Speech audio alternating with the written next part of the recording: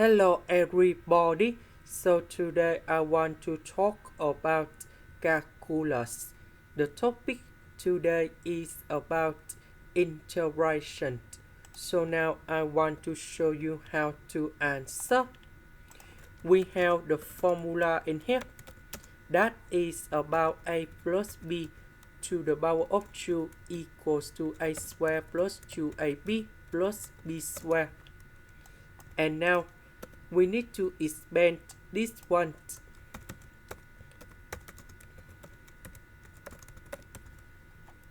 Next, we have the second formula in here.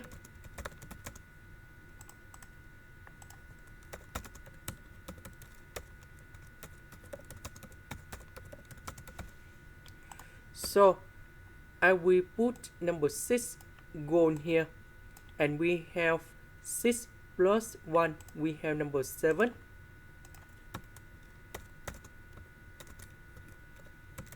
The next one, that is about number 4.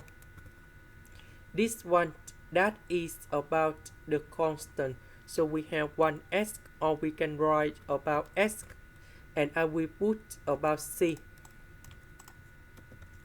Number 2 divided by 4, we have 1 over 2.